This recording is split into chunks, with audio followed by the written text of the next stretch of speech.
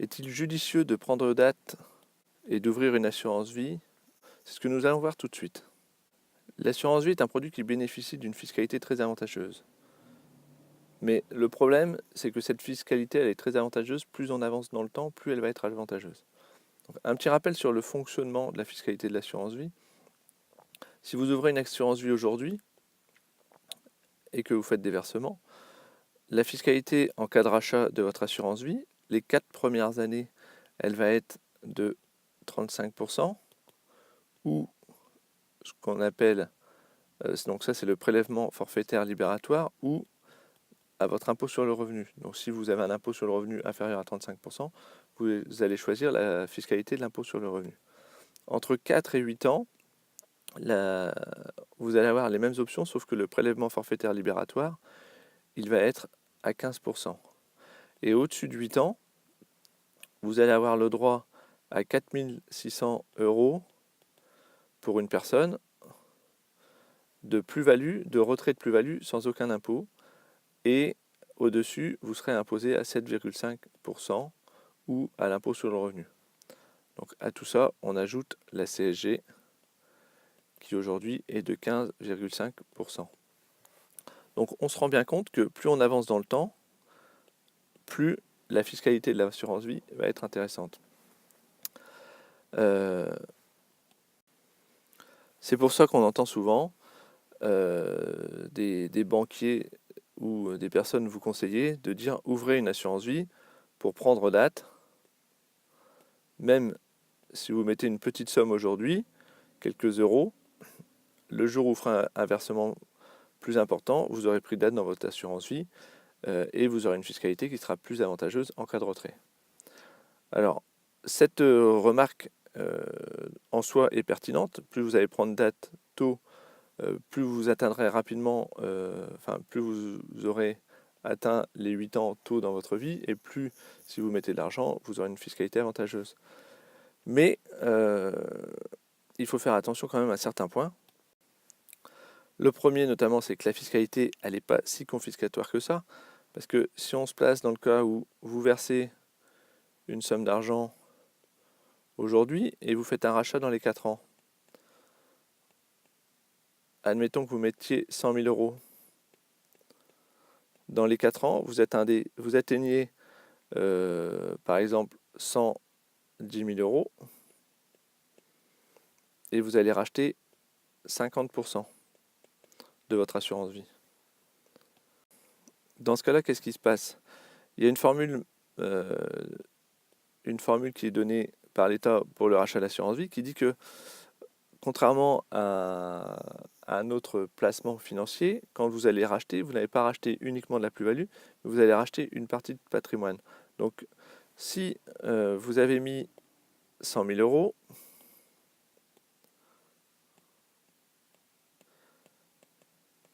voilà, et que vous faites donc 10 000 € de plus-value dans les 4 ans, et que vous souhaitez racheter la moitié, qu'est-ce que va faire l'État? Il ne va pas considérer que vous rachetez uniquement de la plus-value, mais il va plutôt considérer que vous coupez le gâteau en deux. Donc vous allez racheter 50 000 € de capital, sur lesquels vous n'aurez aucune imposition, et vous allez racheter 5 000 € de plus-value. Donc vous allez être imposé uniquement sur les 5 000 €. Donc ce qui va vous faire une imposition de 5 000 € fois, si vous prenez le prélèvement forfaitaire libératoire, ce qui a peu de chance parce qu'il faut que vous ayez un taux d'imposition supérieur à 35%, donc ce qui nous ferait soit 35% fois 15,5% de CSG. Donc ça vous ferait à peu près, ça vous ferait même exactement 50,5% d'impôt. Donc vous payeriez un impôt de environ 2 500 € sur le montant racheté. Pardon, j'écris des bêtises. 2 500 €. Donc vous rachetez 55 000 € et vous allez payer 2 500 € d'impôt. Donc on se rend compte que, et encore on est dans un cas où vous avez racheté beaucoup d'argent dans les premières années, mais si vous faites des rachats beaucoup plus faibles, admettons que vous ayez racheté seulement 10% de votre investissement, donc 10%, vous n'auriez été imposé que sur 1000 euros. Donc vous auriez payé 500 euros d'impôt pour un rachat de 11 000 euros. Donc le cadre confiscatoire, il y est effectivement, mais il n'est pas aussi important qu'on le dit. Et pour vraiment avoir une imposition importante, il faudrait, pendant les 4 premières années, faire une plus-value. Admettons que vous mettiez un certain capital, il faudrait faire une plus-value très importante pour que le pourcentage de plus-value sur lesquels vous êtes imposé soit élevé. Et il faudrait en plus racheter pendant les 4 premières années une somme très importante de votre assurance vie ou la totalité. Donc ce qui représente quand même une très grande minorité des cas. En général, quand on place de l'argent, surtout si on place une grosse somme sur une assurance vie, ça va être pour faire soit pour le placer pour la laisser grossir, ou soit pour faire des prélèvements mensuels. Donc dans ce cas-là, des petits prélèvements mensuels de quelques milliers d'euros, l'imposition va être quasiment nulle.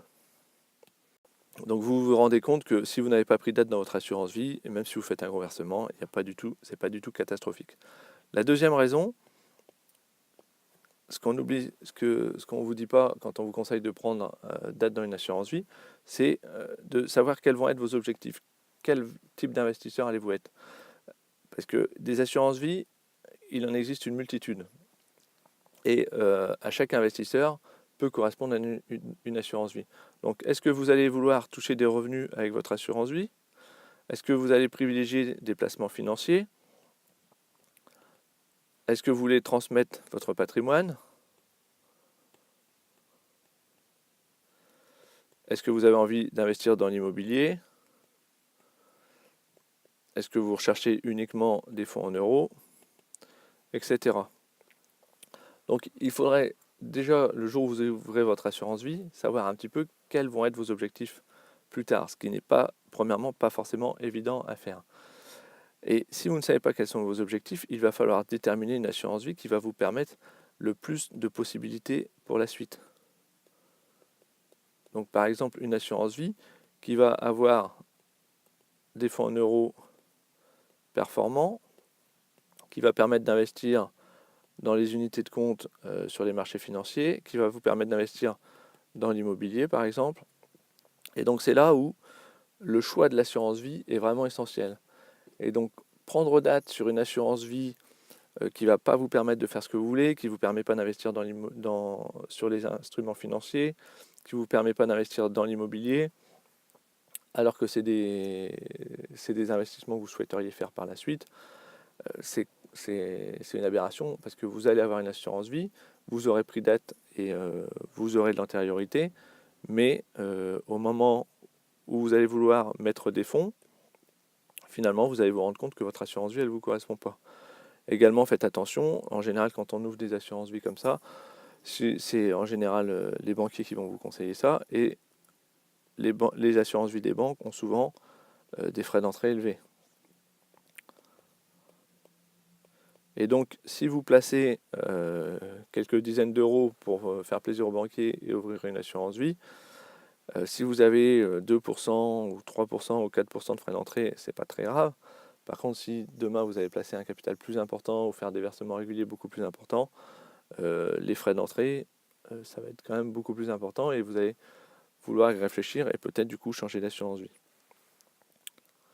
Donc voilà, donc vous vous rendez compte que ouvrir une assurance vie pour prendre date, c'est bien, mais il faut quand même bien faire attention à choisir une assurance vie qui va vous correspondre au mieux, et puis également une assurance vie qui va avoir des frais pas trop élevés. Donc le mieux pour ça, c'est peut-être justement de vous faire accompagner, d'avoir une offre assez large pour pouvoir choisir, selon vous, quelle sera l'assurance vie qui vous permettra de vous suivre tout au long de votre vie. Donc ça peut être intéressant également de regarder l'antériorité des contrats. Il y a des contrats qui ont su évoluer avec le temps, et puis il y a des contrats d'assurance vie qui au bout de quelques années ont été entre guillemets périmés et les banques ou les assureurs ont sorti des nouveaux contrats. Donc les anciens contrats, ils sont un petit peu mis à la casse. Donc c'est également dommage de se retrouver sur ce type de contrat. Donc c'est important de prendre des contrats dont vous êtes à peu près sûr que dans le temps, ils vont perdurer. Donc voilà, posez-vous bien les bonnes questions avant d'ouvrir une assurance vie, même si le conseil en soi est judicieux. Ne vous précipitez pas, il n'y a pas du tout mort d'homme si vous mettez un peu de temps à ouvrir votre assurance vie, et puis même si vous l'ouvrez juste le jour où vous en avez besoin, on a vu la fiscalité, elle ne va pas être si confiscatoire qu'on l'entend bien souvent. J'ai un petit cadeau pour vous, j'ai fait une formation vidéo d'1 heure. Vous pouvez y accéder en cliquant sur le i comme info si vous êtes sur YouTube, ou en dessous de la vidéo, vous avez le lien. Cette formation est totalement gratuite et on va aborder plusieurs points essentiels que vous devez connaître pour réaliser des investissements rentables.